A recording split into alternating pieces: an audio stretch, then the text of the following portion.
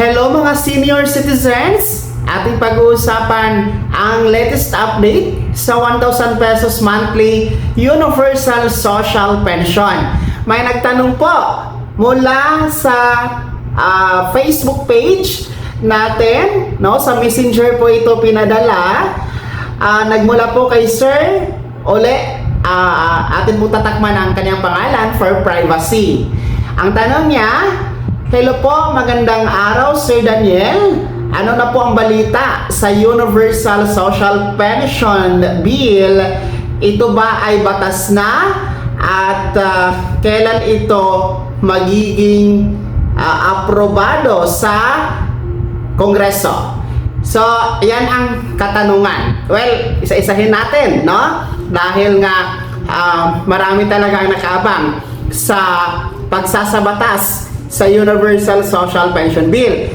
Well, una ang katanungan, ano na ba ang latest update sa Universal Social Pension? Well, una, ito'y panukala pa lang talaga, no? Ibig sabihin, ito'y hindi pa batas at hindi pa pinapatupad dahil panukala pa lamang ito. Saan na nga ba ito ngayon sa ating legislative branch? Well, nasa Kongreso pa ito, no? Yung ating pong substitute bill for Universal Social Pension nasa Kongreso na at sa ngayon ay nagkaroon na po yan ng 12 million signature campaign, no? Na yan ay inisyatiba ng Senior Citizen Committee sa pangunguna po ng chairman na si Representative Milagros Aquino Magsaysay.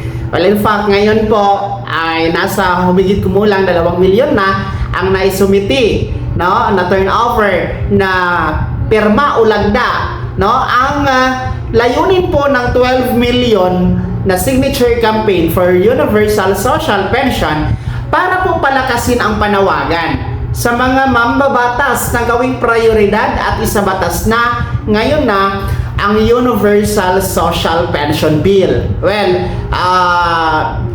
last turnover ceremony, no, may achievement naman dahil nga ang ating House Speaker na si Mr. Faustino D ay dumalo sa nasabing turnover. Kahit pa paano, no, yung ating leader dyan sa Kamara ay sinusuportahan ang agarang pagsasabatas sa Universal Social Pension Bill.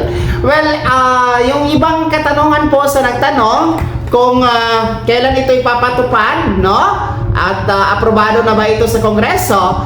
Well, hindi natin masabi-sabi, no? Kung kailan nga ba ito magiging aprobado at may isa sa batas, kailan ito lulusot sa Kamara, no? Alalahanin nyo, busy-busy ang ating mga mambabatas ngayon sa impeachment, no, against our Vice President Sara Duterte, no? Hindi natin masabi kung magiging seryoso at prioridad ba nila ang inyo pong Universal Social Pension Bill, no? Sana naman ilagay at isama sa priority bill, no? Para yan ay agad-agad na malulusot diyan sa Kamara para dadako ulit sa Senado, no? At panawagan natin kung dadako ito sa Senado, huwag nyo nang gayahin noong 19th Congress, no? Yung unang version na nasa Senado na hindi gumalaw. Sana, no, dapat pagdating sa Senado nitong substitute bill for Universal Social Pension, agad-agad itong maisalang, no? At gawing prioridad ng ating mga senador kahit busy-busy kayo sa impeachment dyan, no? Unahin muna natin ang kapakanan ng ating mga nakakatanda. So itong Universal Social Pension Bill, 1,000 piso ito na buwan ng pensyon para sa lahat ng mga nakakatanda, walang pinipili anumang status sa buhay, anumang status sa pananalapi, no? Mayaman, mahirap, may pensyon o wala, sa GSIS, SSS or PVAW, no, indigent o hindi, basta 60 years old pataas, kasama ka na sa Universal Social Pension Bill kapag magiging batas. Kaya sana talaga sana, no? Magiging batas ito bago magtapos ang taon na ito, 2026. Isang napakagandang maagang pamaskong regalo ito para sa ating mga nakakatanda. So, ulitin ko sa nagtanong, ang latest update, panukala pa lamang siya at hindi natin masabi pa kung kailan ito lulusot sa kamera. Kaya naman, mga senior citizens, sige nga, ano yung panawagan niyo sa Kongreso, no? At sa Senado na ngayon ay busy-busy sa impeachment at iba pang mga bagay. Ano ba ang panawagan niyo sa kanila? No, i-comment sa comment section na nasa baba. Bibigyan natin yung pansin. Baka naman mapaabot natin sa kanila. Maraming salamat sa pagtutok. God bless. Mag-ingat mga ka-vlogs.